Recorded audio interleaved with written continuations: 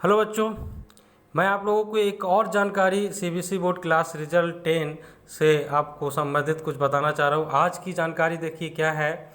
आज जो है वो फार्मूला दिया गया है कि किस आधार पर जो है बच्चों का रिजल्ट बनेगा, क्या उनका स्कोरिंग होगा, कहाँ से कितने नंबर्स ऐड किए जाएंगे। ठीक है, सब कुछ आज के वीडियो में मैं आपको बताने वाला हूँ। देखिए, आप देख रहे होंगे ऊपर में ही जो हेडिंग लिखी हुई है वहाँ से ही भी आप इस बात को देख पा रहे होंगे कि आइए मैं ऊपर थोड़ा सा इसको ले लेता हूँ। देखिए, थोड़ा सा देखिए। हाँ, क्या लिखा हुआ है कि 10, 20, 30 और 40 कुछ ऐसे बनेगा सीबीएसई का स्कोर कार्ड। यानी कि बहुत बारीकी से जो है आपको समझने की ज़रूरत है और मैं आपको बारीकी से समझाऊंगा। ठीक है, देखिए, अगर आप समझ पा रहे हो कि सीबीएसई बोर्ड कक्षा 10 के एग्ज़ाम रिजल्ट अगले माह 20 जून तक जारी होने वाले हैं, ये मैंने अपने पहले वीडियो में बताया आपको। और बोर्ड ने कोरोना के चलते परीक्षा स्थगित की थी, ये भी मैंने आपको बताया। अब नई मार्किंग स्कीम के तहत छात्रों के स्कोर कार्ड तैयार किए जाएंगे।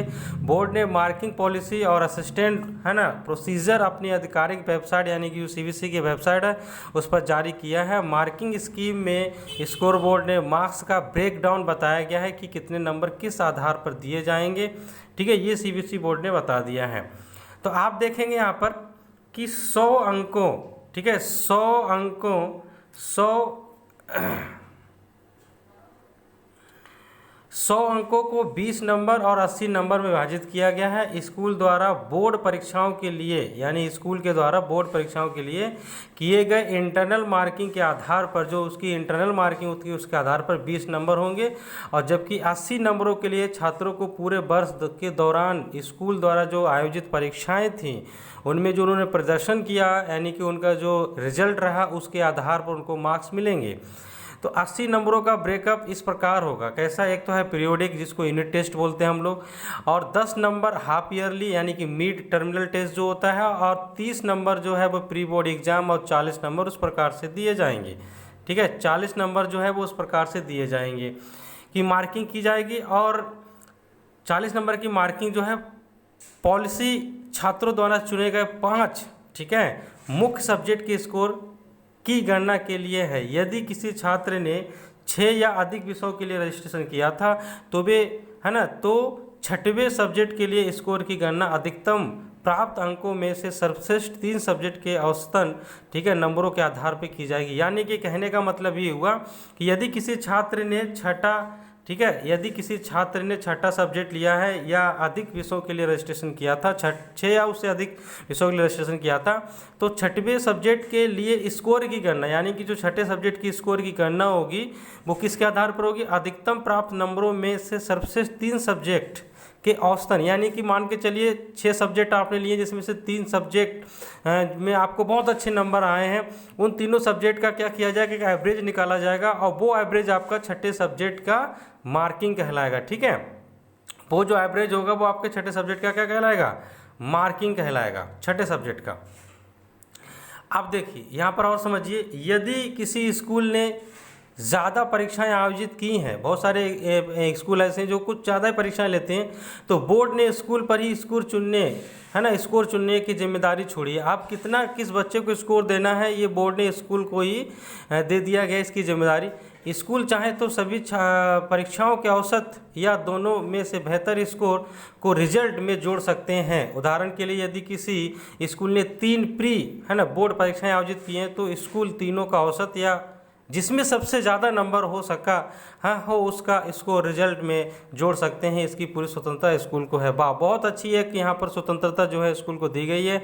मान के चलिए किसी स्कूल ने 3 प्री बोर्ड लिए हैं जिसमें से एक प्री बोर्ड में बहुत अच्छा रिजल्ट रहा है, तो वो उसी प्री बोर्ड के रिजल्ट को ही जो है बोर्ड के लिए दे सकता है और वही रिजल्ट जो है बच्चों का रिजल्ट बन जाएगा। ठीक है, या फिर ऐसा है कि तीनों में बच्चों का रिजल्ट, तीनों प्री बोर्ड में बच्चों का रिजल्ट जो है वो एवरेज रहा है, तो एवरेज रिजल्ट का भी जो है वो एवरेज निकाल सकता है, तीनों के बोर्ड के रिजल्ट को जोड़ के एवरेज निकाल के भी भेज सकता है। ये स्कूल के ऊपर पूरी जिम्मेदारी जो है दे दी गई है कि स्कूल अपने हिसाब से उसके रिजल्ट को तैयार कर सकता है।